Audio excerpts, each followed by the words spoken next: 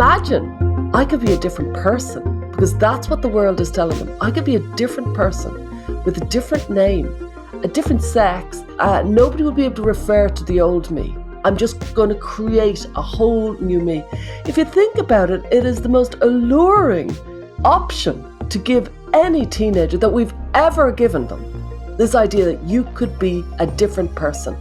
And actually, the person you're going to be is really edgy, and they might even have a YouTube channel. They could be actually really, really, they could even be an influencer, which frankly among children is like the best. It's better than anything. And so it's such a intellectually exciting idea. Now, we're older. We know that you can't escape from yourself. They have been taught at a young age you can be somebody different, and they buy it. Welcome to the New Flesh Podcast, the podcast you deserve. My name is Ricky Allpike, and joining me once again is my fellow parent in arms, Jonathan Astro. Ricky, very slick. How are you? I'm great, thanks. I'm really looking forward to our show today. We've got Stella O'Malley coming back to talk this time. It's about parenting again, but this time more with a gender slant. Well, we've been doing the trans stuff for a little bit. Where are you at with it at the moment? What does that mean? I don't know what that means. Where am I at with it? I'm still a man, if that's what you. No, I still identify as a man. How's the transition going? I mean, no, because we've been, it's a journey, and you at first you're like, people are doing what, and then then you have it's been a while, so I'm just interested how you're feeling about the issue. We covered it extensively for a bit. Covered a lot. I mean, it's interesting that, there are so many different aspects to it. So, when you're talking about sort of women's spaces and women's rights, that's one aspect. Then you've got trans kids, which I feel like is like a totally different bag. And then even that is sort of split. That's gendered. You've got trans, girls that are getting into it, guys that are getting, that's a different deal. It is just, it's really complicated. And then you've got, the pharmaceutical industry is kind of part of it. And then Are you concerned like that? Isn't there always a danger that it could take over your life if you wanted it? For sure. Yeah. I think we're both fairly passionate on the issue. We've got women in our lives. Speak for yourself. So it could take over our lives, but we try not to let it, invade our thoughts 24/7. Yeah. Well, one thing before we get on to the interview, I was watching Stella's documentary, which everyone's got to check out. It's from a few years back. And I just was noticing the trans men she spoke to, because no one speaks to trans men for starters. So she spoke to a couple of them. And have you ever noticed, do you ever get a bit jealous about some of the medicalized trans men who are more jacked than you?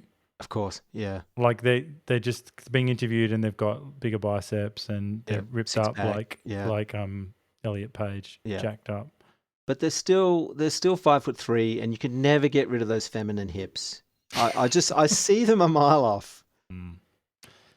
You can't get some sort of hip transplant, or maybe you can. I don't know. I'm not a doctor. Yeah, no, you're right. No, look, they've got myriad issues, but I think maybe the message is maybe we need to get onto some tea. Take some tea. Yeah, let's do jacked. it. All right, we'll just get bloody huge. Well, we need your help here at The New Flesh. We need you to leave us a rating or review wherever you listen to the show. Please follow us on X and Instagram. We're also on YouTube, so please subscribe to our YouTube channel and leave a comment about a show you liked or perhaps one you didn't.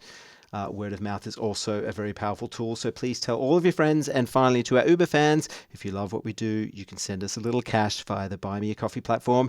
Any donation here is very much appreciated. And now, on with the show.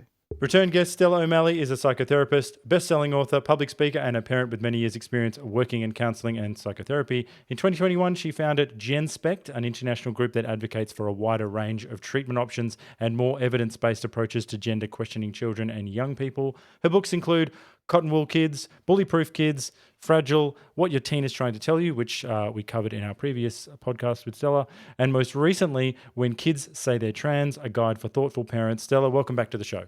Thank you very much for inviting me. Now, we are going to get into your book and all of that, but just a couple of things to begin with. A small question, because I don't think it came up last time. How woke or radically progressive is Ireland, really? This is Oh, a topic yeah. that comes up because we talk to people from the UK, Canada, and the Yeah. US. So I want to know where Ireland is in the woke Olympics. Well, I suppose every country thinks they've got an unusual position, but Ireland does have quite an unusual position. Ireland is so busy being not England, it's dizzy, you know? It always tries to differentiate itself by being not English. And there is a kind of a core kind of population in Ireland that would be very sensible, working hard, no messing, you know what I mean? That they would be very far from the work sensibility because we come from, there would be a lot of poverty in our history. And so that is there and it's solid. And that's everybody's mother, basically, and father. Then it's wokery has come in like a rocket in the last few years. And it's come in very, very fast. And some very opportunistic politicians have jumped on it, and they're half baked about it because they don't use the right language and they don't get it right, but they're busily trying to get the woke vote. So it's very much the young versus the old, or the young versus the middle age, which it often is in every other country. But there's one distinct difference in Ireland than there is in all the other English speaking countries, which is in Ireland you won't access medical intervention for gender related distress very easily. The actual National Gender Service have rejected WPATH, which is the kind of strong advocacy group for fast track to medicalisation. And so we're having two things. It's a very social, an awful lot of children are socially transitioning, but it's not really going anywhere. So you're kind of seeing an actual experiment because England, they're fast tracking on medicalising. Very same population, we're over in Ireland. And we're the same sensibilities, same kind of arguments, but they're not doing the medical thing. Is there much of a difference between Northern Ireland and the Republic of Ireland, or are they pretty similar in terms of wokery?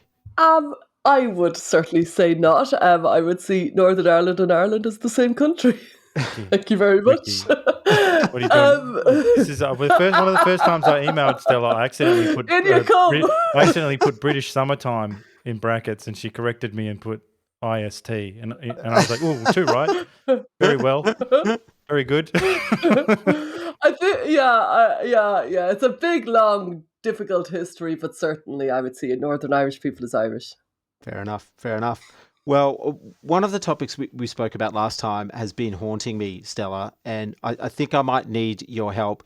We were talking about how kids these days have such magical childhoods filled with, parties and play centers and video games and all of that. But when they reach adolescence, they crash hard when they discover the grim realities of adulthood.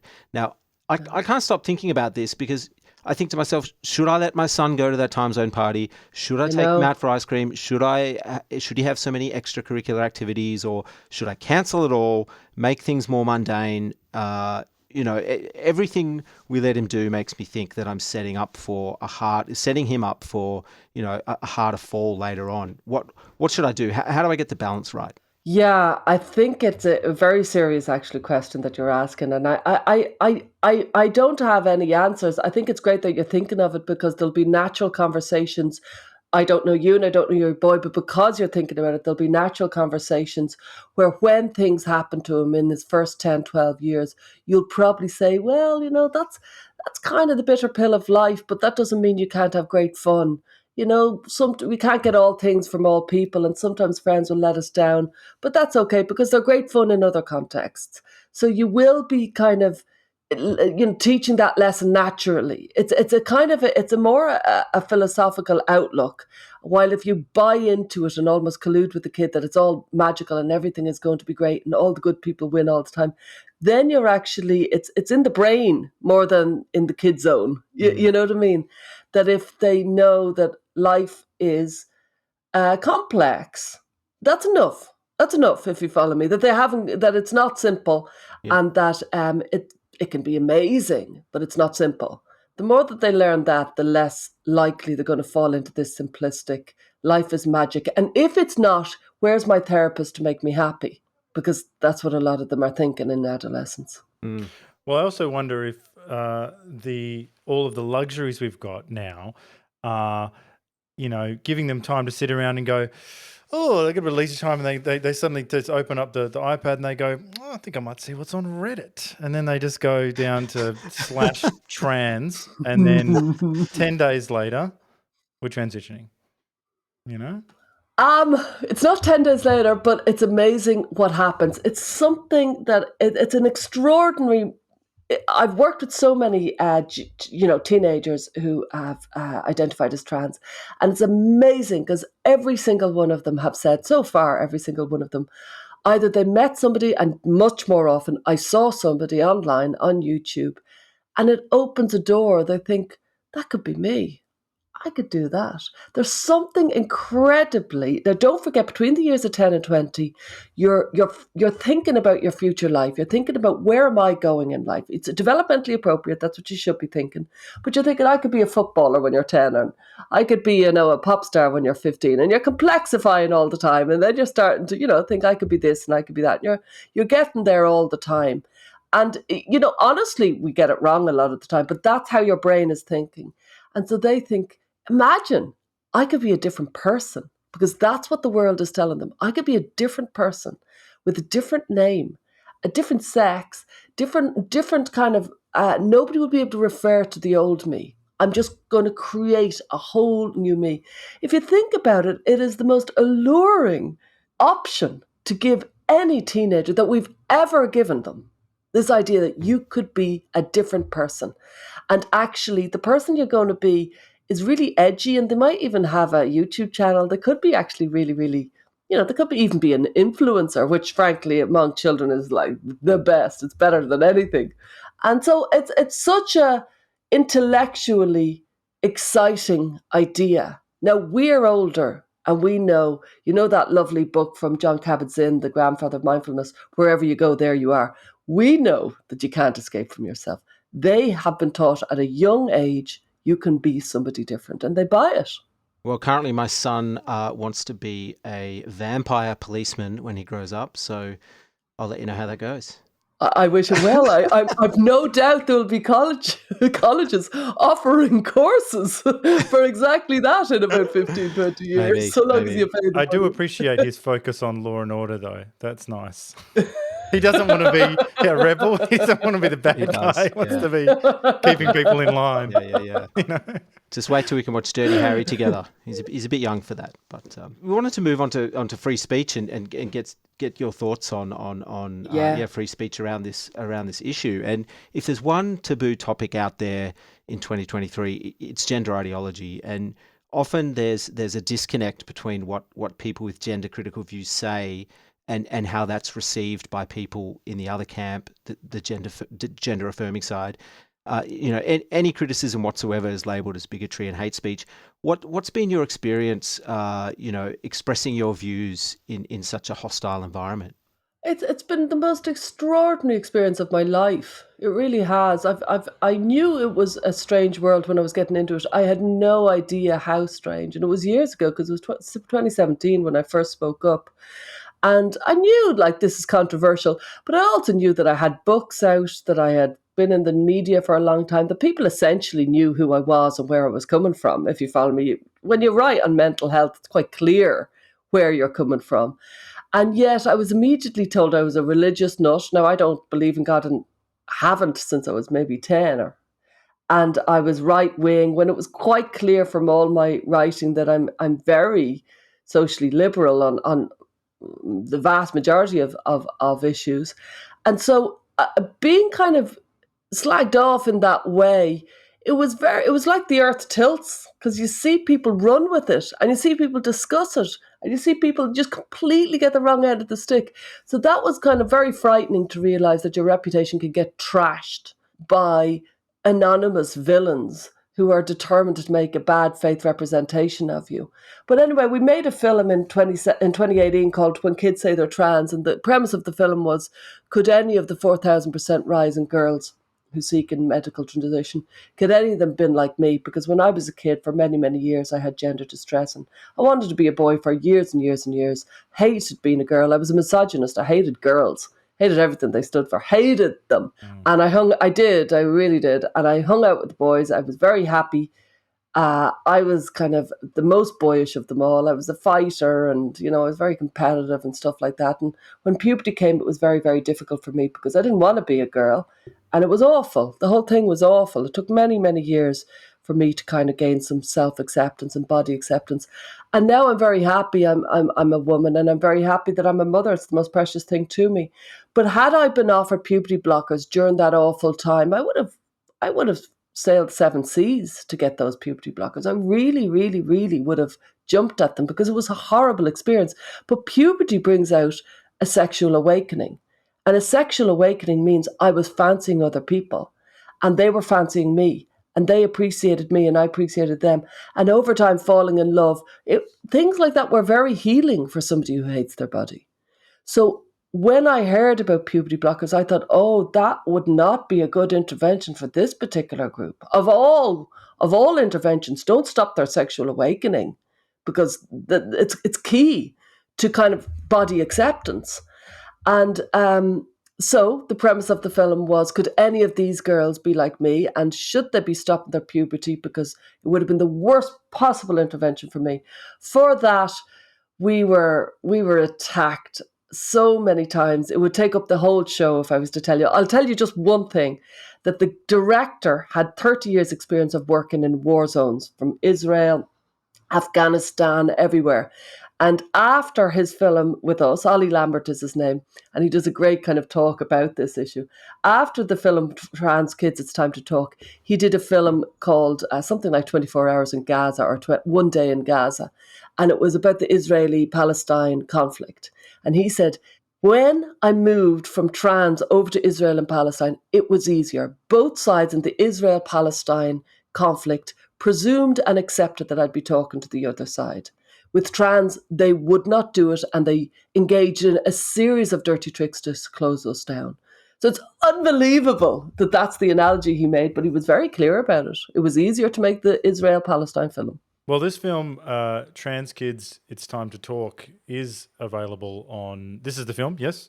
Yeah. Yep, it's available on YouTube, and I encourage everyone to watch it. It is a time capsule, in a way. It records, presumably, your first encounters with trans rights activists in real time. So you're seeing their language and their tactics. And I was shocked by the bit, there's a bit, just for our listeners, where gender critical feminists are setting up a hall for a talk, fairly normal setting. And the trans rights activists who've set up outside, they block the door, they stuff themselves in the stairs. But before that, they try and, all masked up, wearing black, they try to storm into the area and have to be physically held back, all screaming hysterically, saying all the things that you'd imagine. Now, it all seemed so distilled and so perfectly cast, and everything they said was that I thought it was staged. Do you know what I mean? Like, I looked at it and I was because if I was doing a Hollywood recreation of like the Oliver Stone version of trans rights activists coming in and saying, they said all the things, they looked exactly how I thought they were going to look. They said it was genocide, Nazis. Yes. They went. It's not my. They used this. They dropped the C word, saying it's like all of that great stuff. Because that's one of the hallmarks is the like when you're trying to get someone to say my pronouns. Like, it's difficult when you call the person, the C word. You know what I mean? Like, and you scream it in their face and you say, "Just be kind," and then you say all of that, and you go, But that's pretty common.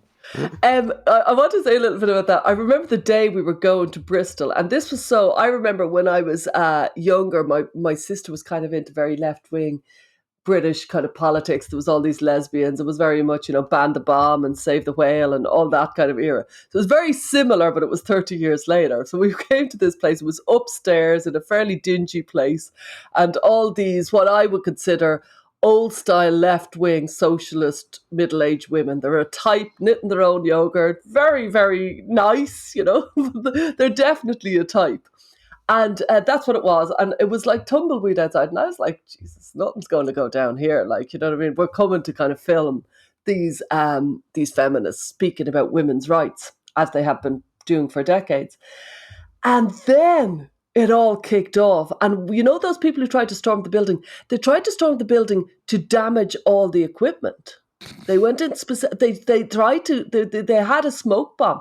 They were trying to get at the equipment, and it was like I was. You see me. I'm just so shocked. I just can't quite believe that these young, able-bodied men, mostly, who were in masks in 2018 when nobody was wearing masks, Scary. and were. Yeah. It was really scary because they were really silent.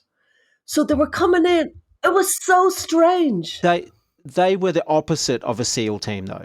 You know, if they're the opposite of special forces. Like I think if these people were any softer, they'd be liquid. You know. That was, you're right, because they were coming in to damage it, and then they had these female burly security people stopping them, and I was like, what is actually going on? And then they were saying, you know what I mean? Oh, whatever, you know, it's they, you see. At one point, it was very, very funny when she says that about, you know, because somebody said she, her rather than they, them.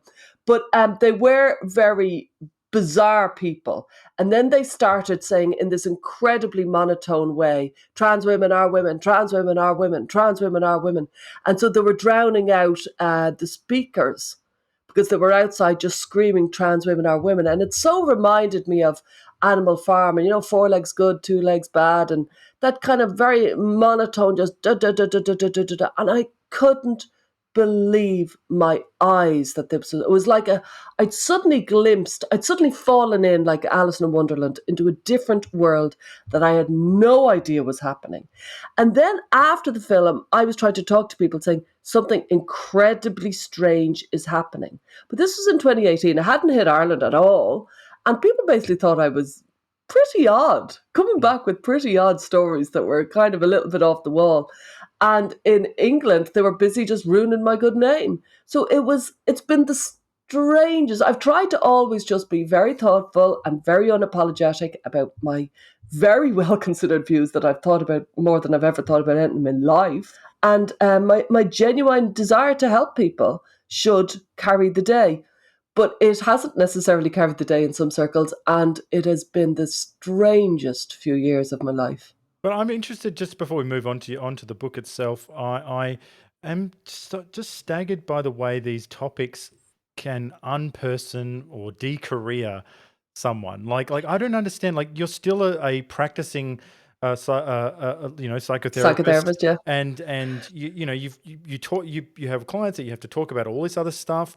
It's the same with like someone like Graham Linehan. He's still brilliant, still obviously a genius writer, but then this one issue has a way of, like, people now in those circles, Yeah. they have a way of unseeing you guys or something, and suddenly, and so I'm interested in the mechanism behind that, because it seems very new. If you told me about it 10 years ago, I wouldn't have believed you that some of the people that are saying things can just now be everything they've fought for, everything they really believe is not taken into account, and they're just erased, you know? I think you raise a really, really good point, and I really want to. That's where I see my future kind of books talking about, which is effectively this has been a mass formation. It's like a mass delusion in many ways, and it has happened many times over in history. Many times over. And we've read about it in history many times and thought, how did that happen? How did that actually happen? How did people go so mad? And now I've watched it in real life. I'm not saying it's the same, it's without a doubt different, but the mechanism is the same. The ability for masses of people to shut down and go into a mass formation is very, very frightening and actually very, very real. And I had always wondered, up until a few years ago, how did these atrocities happen in China, in Russia, in Germany? How do they actually happen? I don't get it.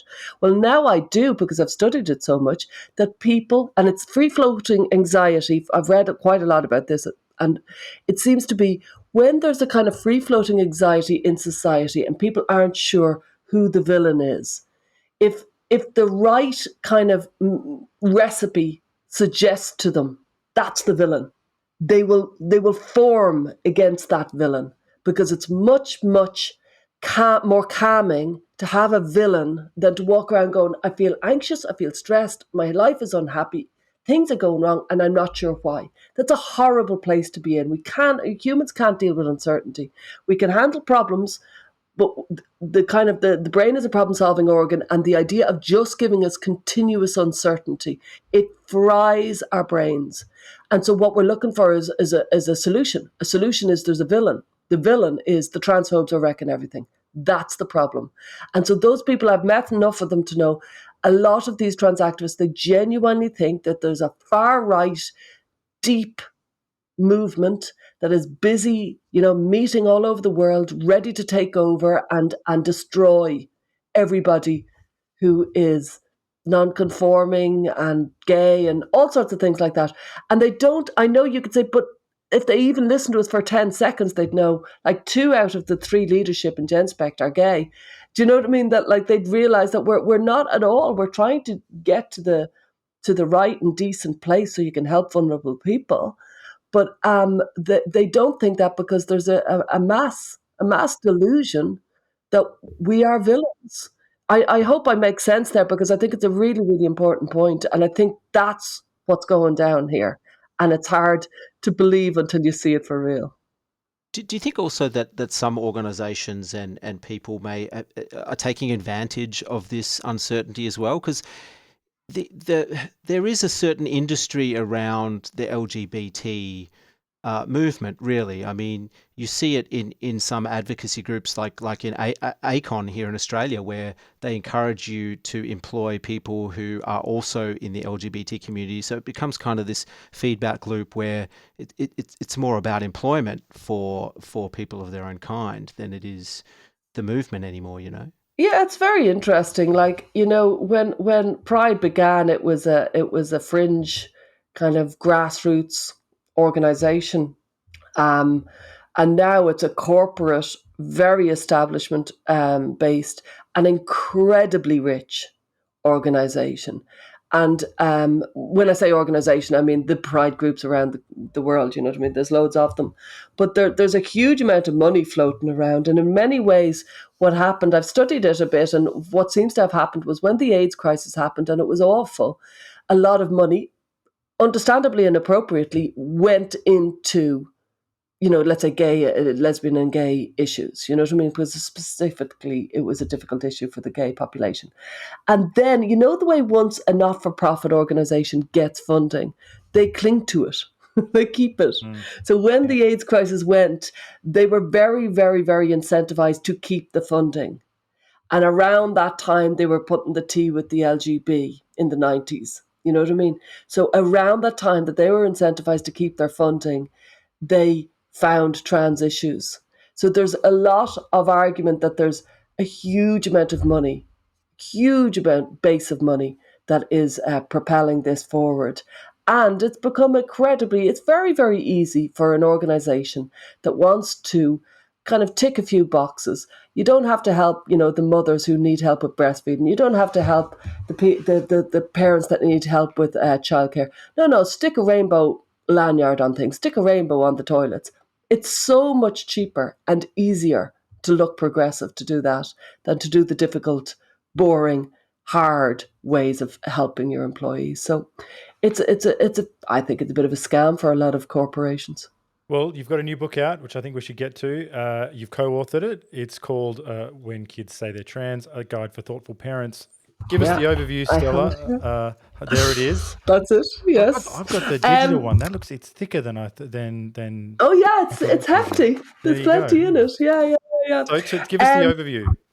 Myself and Lisa Marciano and Sasha Ayad, we're all therapists, and we've been working with gender distressed people, detransitioners, families in many different ways for years. So I just got to know them through this world.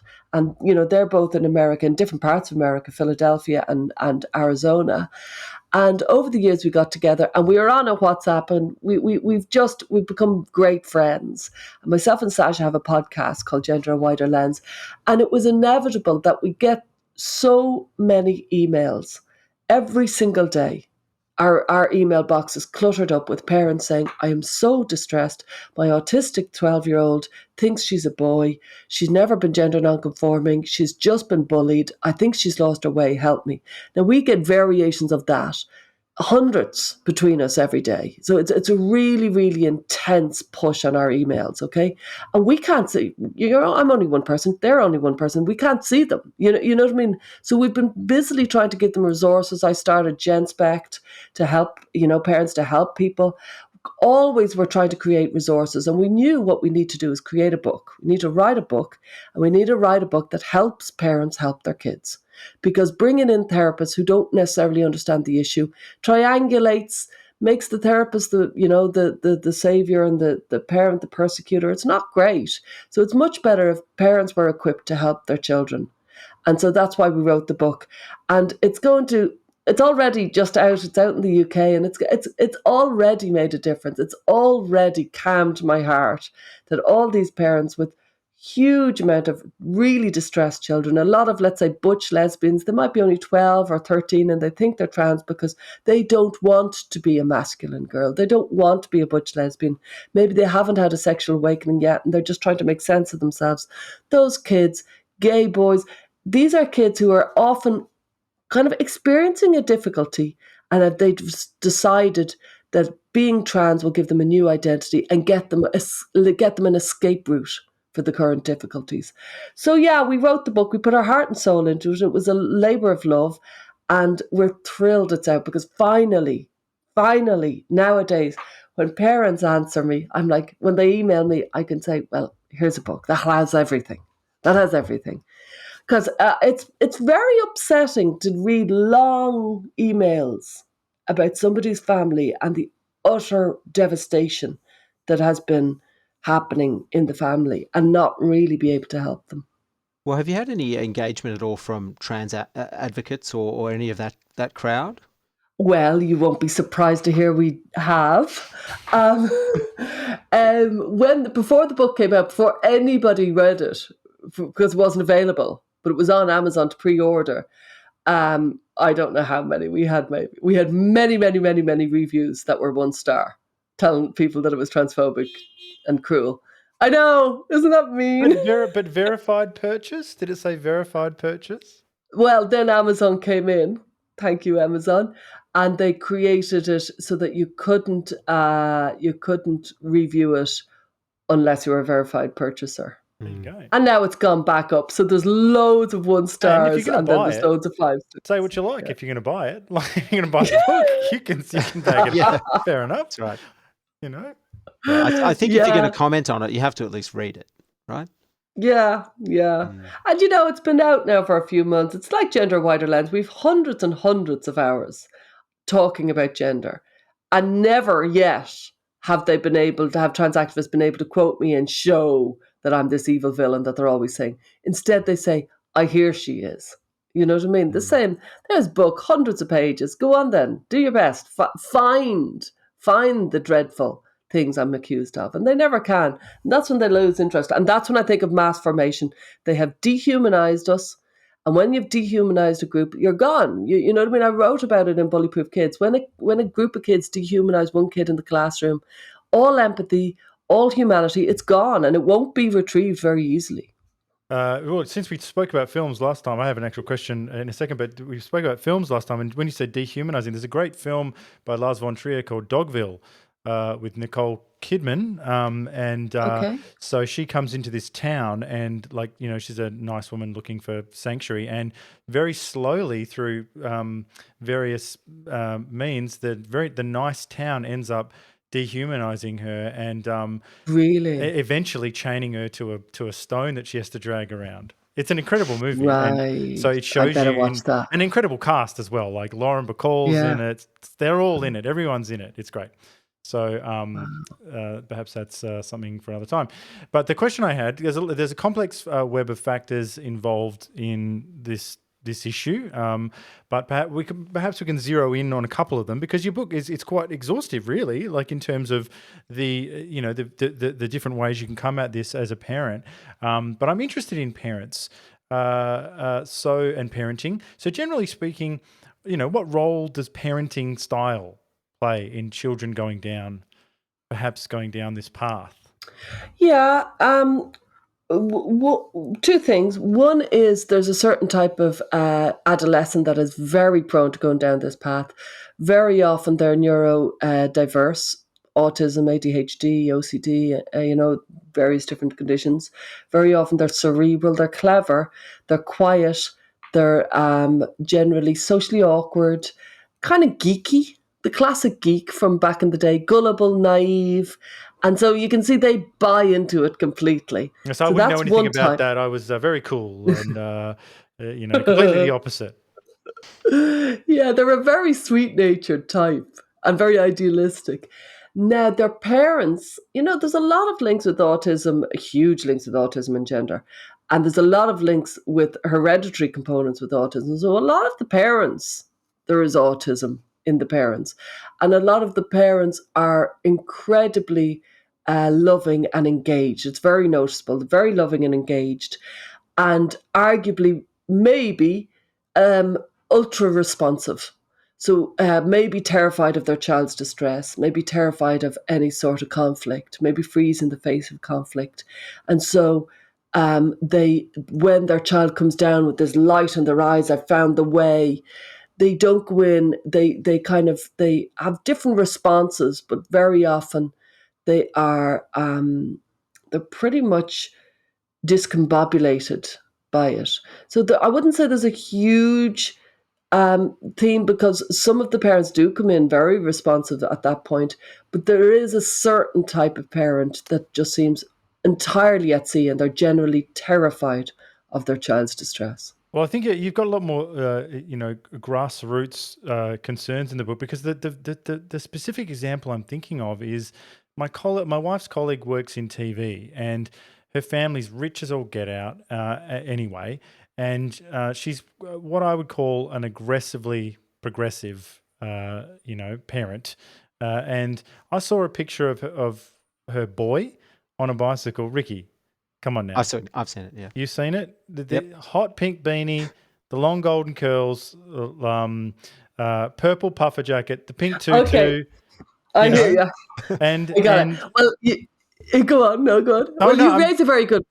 I'm You just raise a saying, very like, good I want to know what's going on here, because this is something that it's the circles we travel in. It's sort of artsy, creative. Some people are well off, and this is something we see. I mean, there's some famous actresses who've got a bunch of these kids, more than one of these kids in their family. Charlize Theron has two adopted boys. What are the chances? That is winning the somewhere lottery in Africa. twice. They're not related, but they're both trans. Yeah, you raise a good point. When you look at, let's say, the cohort of people who've had anorexia back in the 80s, they were very often from upper class, well-to-do, privileged families. You know what I mean? It definitely was particularly relevant. And if you look at, there's a golden thread between, first of all, was anorexia, there was kind of social contagion among female adolescents, then there was bulimia, social contagion among female adolescents, then we're moving into the 90s and the noughties, and we've got self-harm, social contagion among female adolescents. It doesn't remain with female adolescents, it spreads out, but it begins with them. And now we've got gender dysphoria. It's all very similar. It's all, privileged girls who are often very high achieving, who come from very high achieving families, who are well to do, who are big into hating their body, who despise themselves. It's a sad thing. On top of that, the progressive, like you say, the aggressive progressive, they virtue signal very happily in this field. And the fact is, there's a huge amount of politicians and very famous celebrities who have children who are now called trans. And that has made a huge difference in society, because laws have been changed around these kids. Laws have been changed around schools. Policies have been changed, around schools. So the fact that these very, very aggressive, progressive people are thrilled to have an edgy kid, to have a unicorn, to have something very special that will make them more intersectional and less privileged. They're thrilled, and the kid is generally in distress. In fairness, the kid is generally in distress, while the parent, they mightn't be thrilled, and they'd probably throw the kind of the phone at me if they heard me say that. It's not thrilled. They latch onto it very, very fast because it fills a gap in their brain that they feel very guilty about being so lucky and so privileged. No, that sounds totally on the money for me. And just one tiny little thing as well. I mean, you're the psychotherapist. I'm coming at it from more, dramatic perspective. I look at this kid and I go, this kid. If I wrote the story, this kid's going to grow up and be a total. I won't swear on this show, Ricky, but hound is the second word. Okay, and or a crusher. He's just going to be. I don't know these words. I'll have to look them up. He is going to go out with so many chicks, and it's only going to be chicks. He's going to be hetero as you like, and just an absolute wolf in sheep's clothing. Like, he's going to have the tutu on, like Harry Styles. Harry Styles goes, "Oh, look at my dress." Anyway, you 5 heterosexual, hot, traditional women, come back to my room. He's not doing any gender bending at home. None of it. Well, was David Bowie, I think, he was up for whatever by the sounds of it. Yeah, I think you have a point. I think there is a certain, if you go on Reddit and look at those, go on the trans forums, and you'll see all these girls who think they're boys and who are talking about being boys, and they talk about their gay male, and their boyfriend says, yeah, sure, you're gay male, and you're thinking, these gay male boyfriends, I think they'd say anything to get into bed with these girls. It's the girls are vulnerable and lost, and the boys who go to bed with them are very often pretty. There's definitely an element there that makes me go, whoa, not sure how decent those boys are. They've found an untapped resource. That's what it is. Yeah. Well, It's Stella, extraordinary. I did want to. Sometimes I have this thought that this sort of parenting approach, like pushing gender nonconformity on kids, is some sort of Munchausen syndrome. I mean, am I wrong in thinking that? And there certainly has been some parents who have been extraordinarily kind of pushing gender on their kids. We've seen the accounts, we see them online, we see the kids even on TV saying, I don't think I'm into this, and the parents just driving over it. So it's an issue. It's an issue. Very often, though, that they wouldn't be typical. They are loud and they are very extreme examples. The more, the parent who just thinks their kid is trans, they generally buy it. They think there's some sort of kind of essence within you that makes you trans. They see it as being the same as gay. They haven't really given it maybe very much deep thought, but they think there's some sort of thing in you that's unfalsifiable, very like a Catholic soul. Unfalsifiable, unverifiable, but something within somebody, and that makes them trans. And they think, I've got this special kid and it's my job to accept it. I've met so many of them, and they honestly thought, it's my job to accept my child in all their ways. And so I have to accept that they're trans. And so then they become incredibly, often because, and this is kind of a bit psychobabbly, but often because they at heart don't believe it, they get fervently very pro it. Do you know the way you can kind of overcompensate?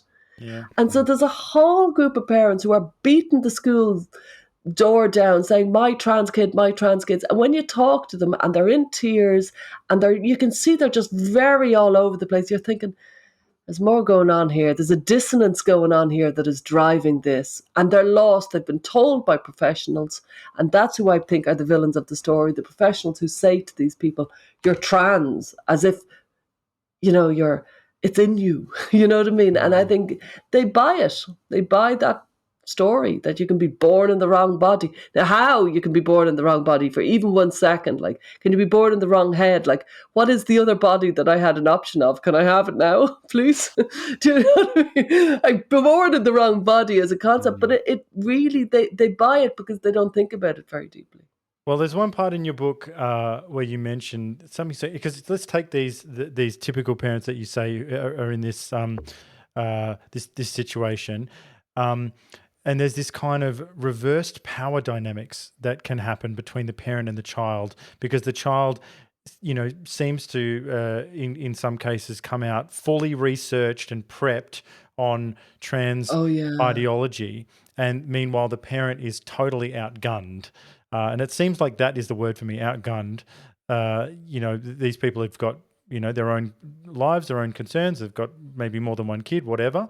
And so what do parents need to do? I mean, do the parents need to sort of, well, one, they can get the book, obviously, they need to do their homework, right? And get on top of this stuff. Yeah, it's exactly how it happens. The kid has immersed themselves online. They've been quiet and timid and generally obedient and compliant all their life. And then one day they come down with a fully fledged new identity, with a big story, with huge amount of jargon and concepts and politics that the parent had no idea that they were immersing themselves in. And they are basically way ahead of the parent. So they're on a train that's left the station and the parent is pedaling, trying to keep up, and is literally doesn't understand the jargon, doesn't understand the concepts, doesn't understand. I remember one mother telling me her 11-year-old, when the mother said, I'm a feminist and I really care about women's spaces. She said, does your feminism include trans women? And like, she's looking at the level going, how do you know any of this? Like, where did all this come from? And, immediately went into trans misogyny and stuff like this, the same 11-year-old. And so the parents can feel really, really, like you say, outgunned and also very impressed. They get very impressed by their kid. Oh, they've done so much work. This is very And in impressive. fairness, if your kid had just done a huge amount of stuff that you didn't know and had huge concepts, because when you first hear about it, it sounds really, really cerebral and really, really clever. So you'd be kind of going, wow, maybe they're a genius. You're certainly thinking that they're really, really well read up because they have immersed themselves and they have a lot of theory. And it's quite impressive when a 12-year-old has a lot of theory. It's unusual and impressive. And so they really, the parents can be shocked and impressed. But then over time, they read about it and they realize this is half-baked.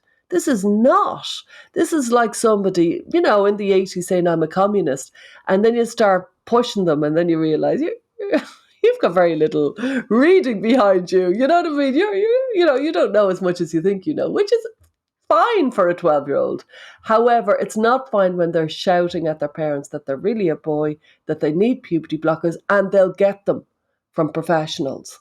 And that will stop their sexual awakening, and basically it'll alienate them from their bodies because their genitals won't grow from when they take puberty blockers. So, the girl's vagina or the boy's penis stays prepubescent when they take puberty blockers. And then as you grow, you're 13, 14, 15, 16, you're becoming very alienated from your body. And so it's no surprise that 98% of children who take puberty blockers go on to take cross-sex hormones. It's the beginning of a cascade of interventions that lead to a life that will have sexual impairment, infertility, cardiovascular problems, huge heavy medical burden on their shoulders because of what they got into when they were very young. So it's a really complex issue, and there's an awful lot of very vulnerable kids falling in. And parents, in fairness, I've nothing but sympathy for the parents. They are being really, really, really walloped by every side. Gender critical people are telling them they're not strong enough, basically. Trans people are saying they're killing their kids. The professionals are saying they need to give them these interventions or they might die. There's myths around suicide when there is no great kind of massive connection between gender and suicide. It's the same as any other mental health issue. They're being walloped on every side, shot by all sides, the parents are. They really are, and I have nothing but sympathy for them. Well, let's perhaps talk a little bit more about the professionals because, like as you say, parents are copying it from all sides, and they might get approached one day from their kid, and they're talking about all this trans stuff, and they've done all the research, and then they think, what do I do? I go to a therapist. This will help. We'll talk to someone. We'll talk to someone who knows more. But often, as you know, and as we're finding out, the therapists are maybe not going down the right path. If any of these parents had brought their kids to a therapist 15 years ago, they would have had a very, very different reception. The therapist would have listened to the kid. They would have explored how the kid was feeling. They would have helped them with their distress, helped them with their coping skills, done all the many things that psychotherapy would offer. Then the affirmation model came in. It came in about 10, 12 years ago. It's got no long-term evidence base. It sounds nice, just like the half-baked notion of born in the wrong body. Affirmation, you affirm people, you affirm everything they say. It sounds pleasant, but it's actually quite, when you think about it, because it's not our job to affirm. You might nod along to the would be vampire policeman, but you're not you're not sending him off to vampire policeman school at 5 or whatever. I've got You him know what I booked mean? into the dentist. He's getting his fangs tomorrow. There's a you might not challenge, but to affirm so that you give them new names, new hormone, new medication, new pronouns, that's way beyond affirming. That's confirming for starters, and it's running with the ball very fast. And so the therapists today, they have bought into this affirmation model, and so they immediately, and as soon as trans issues come up, they say, "What's your name? What's your new name? What's your new pronouns?" And they also ask everybody else, they will advocate for them so that the school and others will use the new identity without any thought or reflection or consideration. It's a fast track. And then a fast track to medicalisation, because WPATH has, which is the World Professional Association of Transgender Health, they have kind of created a scenario where therapists are now the role of facilitators. Our job is to facilitate people to transition. If they come to us, that's all we can do. There's no kind of therapeutic process, and there's no value in the therapeutic process. Instead, it's your job as a facilitator. And it has really demeaned therapy, but it's unbelievable. And that's where I go back to mass formation. How many doctors and therapists who are in roles of responsibility and well paid for it are choosing to follow such a mindless and inappropriate new intervention that has no evidence base?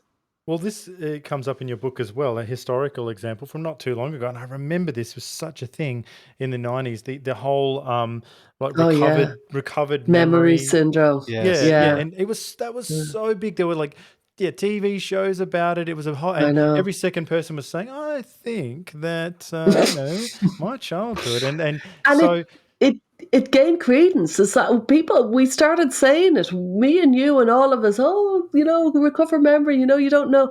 We kind of bought into it. We bought into a basically stupid concept that there was all these experiences that we couldn't remember that had absolutely shaped our lives. And on top of that, with the recovered memory syndrome, there was also multiple personality disorder that came in and around the same time, and there was different people were different Yes. people and stuff like that. And the recovered memory syndrome is a really good analogy because it wreaked havoc, but it was only a small number of people. But people were accused of abuse, and some people ended up in jail for 20 years for things they didn't. Really devastation was coming, but it didn't quite pervade all of academia, the colleges, the establishment, the way this time around it has. However, psychiatry and psychology has not covered itself in glory. I'm like a priest who's lost his faith, because I've never been so hostile towards, psychotherapy and psychiatry and psychology as I have been in recent years. If you look in the history, look at the lobotomy scandal. Look what they did. They lobotomized many, many, many, many people that they shouldn't have. You look at the multiple personality disorder. People's lives were ruined from recovered memory syndrome. That you just think these on high psychiatrists and psychologists using their position to be almost godlike. It's frighteningly destructive to families and to parents. And when your kid is distressed, you will do anything to help them. So you bring them to the professionals. And if the professionals are not holding their power well, it can really wreak havoc, and it is wreaking havoc.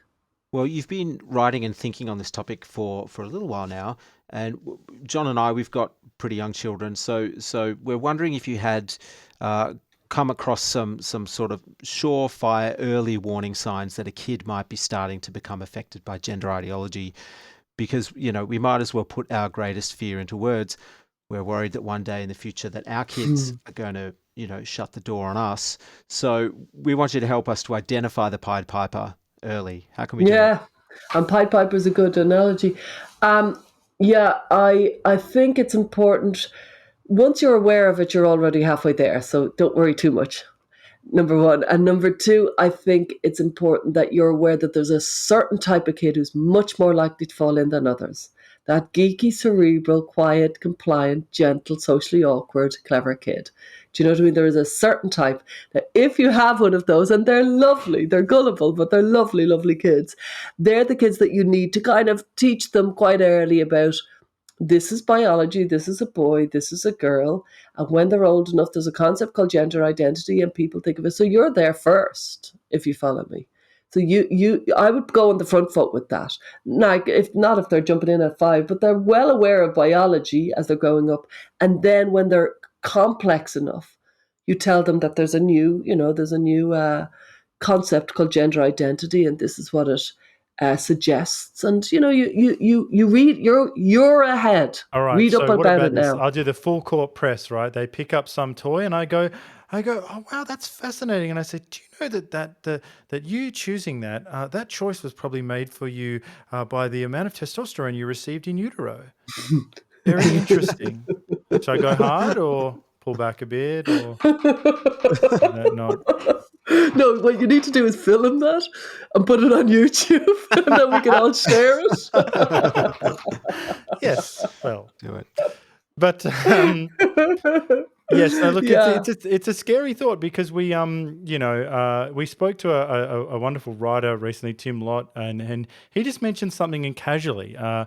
He might be in the boomer generation, but he mentioned that his daughter had returned from university and had bought into, Yeah. all this woke stuff, and he said it was a point of, it's just something so simple. He was just like, it was a point of personal sadness. He said something like that and left it there, and I went, oh, Yeah. and I was just like, oh my God. So I don't know the full story, but this is it. This is where our fears are coming from. Is that we're gonna fall into this. Can I just say, I think kind of the average 20-year-old is much more prone than the average 5-year-old. I think there's going to be a backlash. I think it makes all brain sense to think that there will be a backlash. So your young kids will be all right. They'll be part of the backlash. They'll probably be very irreverent, would be my prediction. You know what I mean? No, I might be wrong. It might go completely the other way.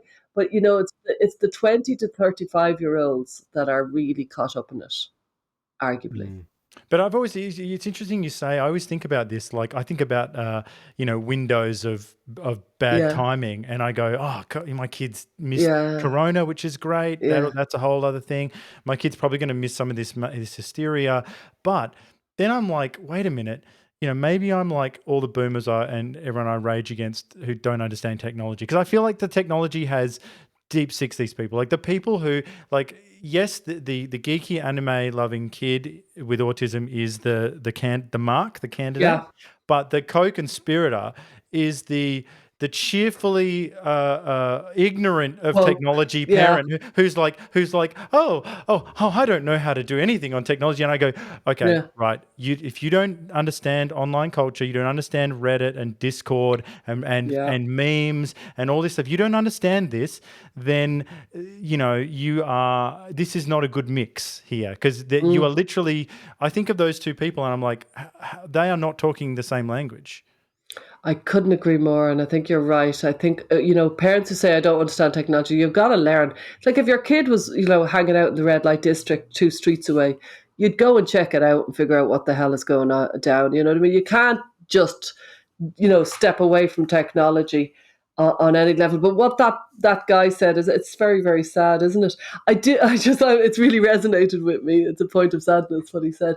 But I do think it's really important that we have the humility to realize that something else will be impacting the 5-year-olds. I wonder, I don't particularly think it'll be gender. It could certainly be identity based. Do you know what I mean? So something is coming. We don't know what it is. Like, did anybody see self-harming coming? You know what I mean? It would have been like, what? Where did that come from? You know what I mean? Nobody saw it coming. But Nobody saw these things I'm doubly worried coming. because, I've got a girl and, it seems like they're on the hit list for a lot of these things, bulimia, self-harm. Yeah. Basically, I Yeah. mean, even my sister's got two girls, and oh man, like the stuff that just the bullying and the on the Snapchat, all this stuff. Like it's just feels like they're more likely to run into, with the way the world, since we've got a turn towards technology and online, and people can't imagine being in real life anymore. Then it just stands to reason that if they're drawn to social networks and they're drawn to those sorts of things, maybe naturally, then they're more likely to come across these contagions. Yeah, I think if you have a girl, I think girls need to be taught about social contagions at a young age. You can find lovely clips. I indoctrinated my daughter. I used to send her these, and she loved them. These YouTube clips of different kind of social experiments from the 60s where everybody would stand up because one person stand up, and all about that kind of social kind of contagion happening. And so you can teach your kid in an interesting way about social contagion at 9 and 10 and 11. And you're just telling them this is a thing. Like The Social Dilemma is a great film to watch with your kids at around 11 or 12 for the same reason. There's plenty out there that you can tell your kids. It's still going to be hard. It's often hard to be an adolescent.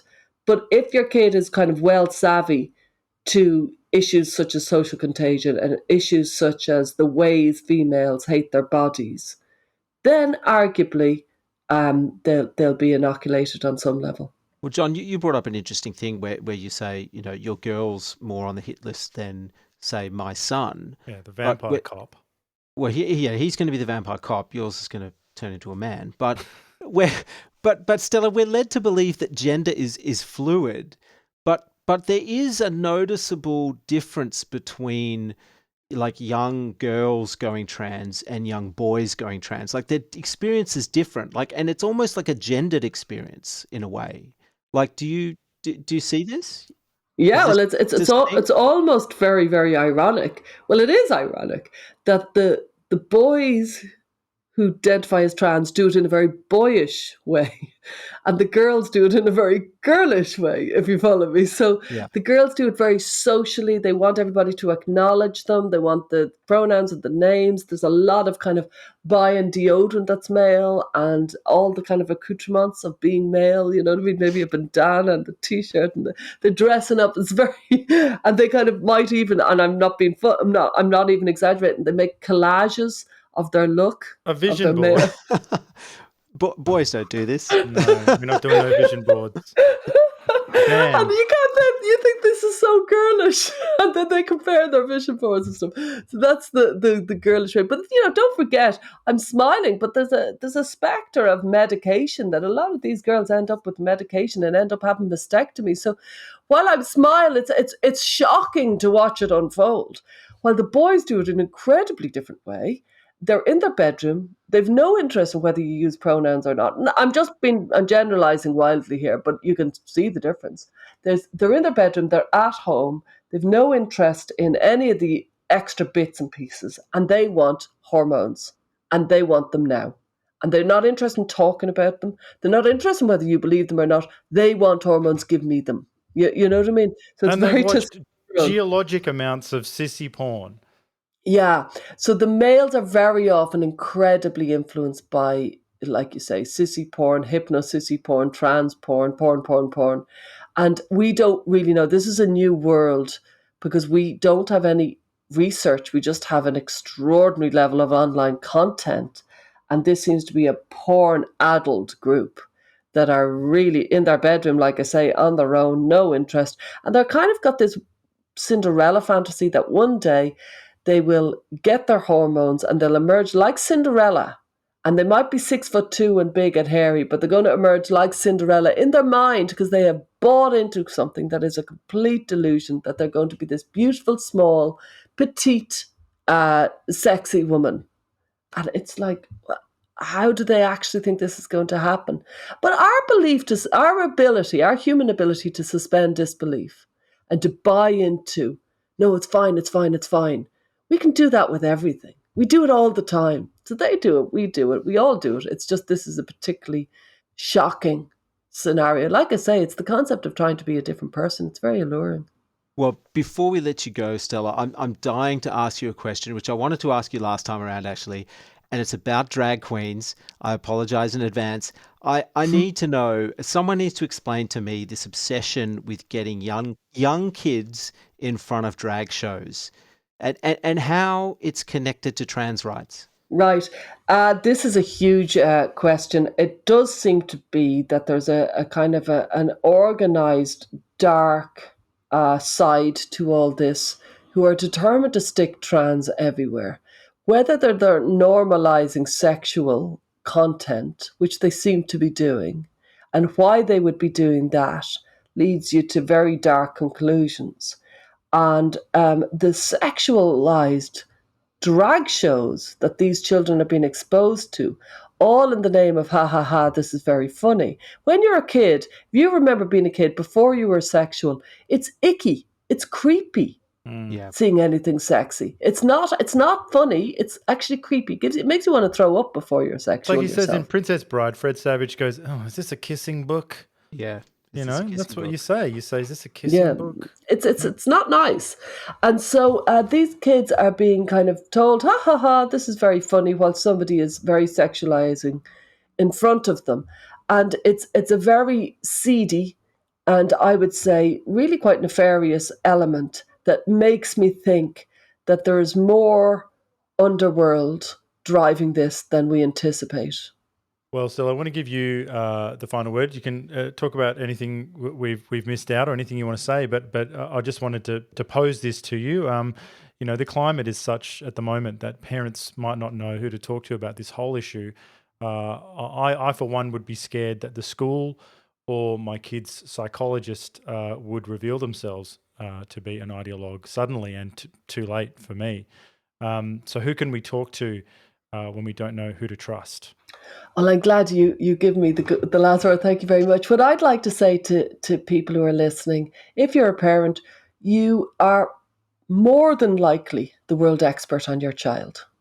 You're more than likely the person who knows your child better than anybody else and who cares about your child and is willing to figure things out more than anybody else. So don't give your power away. You know, they say 80% of people can do 80% of jobs.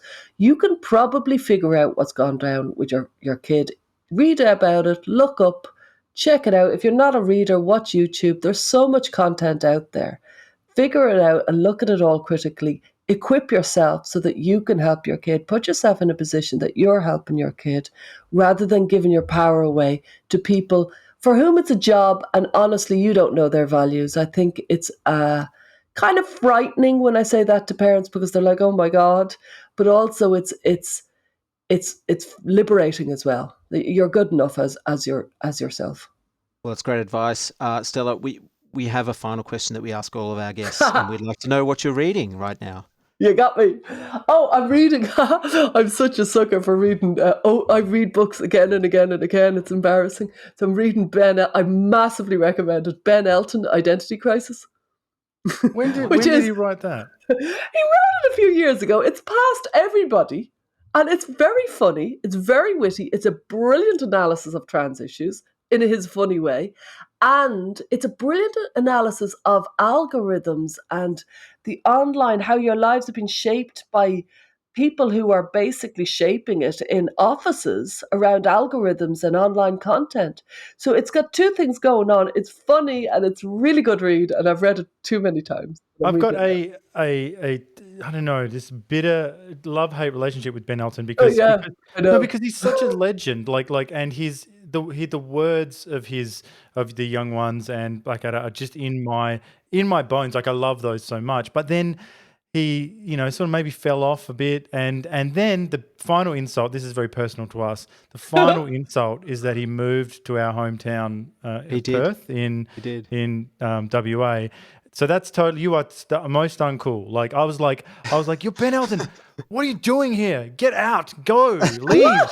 What are you doing here? You don't like him because he moved to your hometown. That's the No. bad. No, you know what I'm talking about, Ricky, right? Like when if you find out, like when they come, like there's another one, Vincent D'Onofrio, I think he's rolled up. A couple of people roll up there, and I'm like, stop it! What are you doing? Go and do something proper. Why?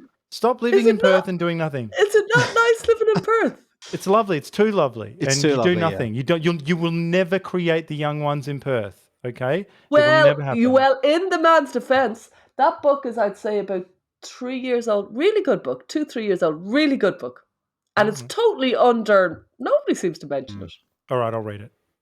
Do. Maybe he wrote it in Dome Cafe in Freo But somewhere. that's the thing. I think of where he wrote it. I'm like, he wrote it. I know where he's written it. Well, I've got a question. What the hell are you doing in Perth? Get out. No, Go I'm do in something. Sydney. I'm in Melbourne. Get. We left ages ago. So, but we didn't really leave. That's the thing. That's why I'm so bitter. Like I'm, like there's that never great really line leave. from. But there's that great line from Like Carson Hotel McCullers. California. Yeah, well, there's that one. But Carson McCullers, another author, she said, "I need to return home periodically to renew my horror," and that's that's how I feel about it. Oh, that's like me in Blanchardstown, jeez. See, there you go. Like, what if Ben Elton moved there? Yeah, but Blanchardstown is a kip. He would never. He's more going to move there than anybody. Nobody has ever moved to Blanchardstown willingly. Like, believe me, nobody has. Wonderful. Well, thanks for being so generous with your time again, Stella. I really enjoyed it.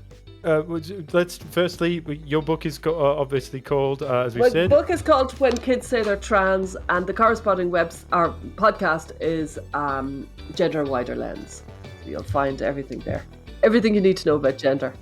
Everyone should check that out, and I feel like I need to apologise for my comments on Ireland. I hope I didn't reignite some sort of a civil conflict there. I like to take people up on it because I have noticed, it's like all concept creeps, and suddenly Northern Ireland's become separated. In the last 10, 20 years, people are really separating Ireland from Northern Ireland. I'm like, whoa! But as you know, I'm onto whatever I'm onto. I'm into it in a big way. But don't worry, I know nothing. I'm from Perth. good humoured about it. No, you're forever lost to me. I'm sorry. It's over. That's Irish. Full of passion. Yeah, feisty. Thanks, Stella. Thank you.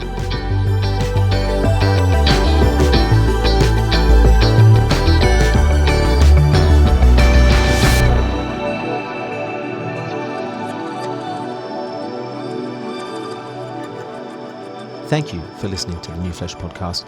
If you like our work, please consider rating us on Apple Podcasts or even writing us a review. It really does help the show reach a wider audience. We'll be back with another episode next week. Until then, long live the New Flesh.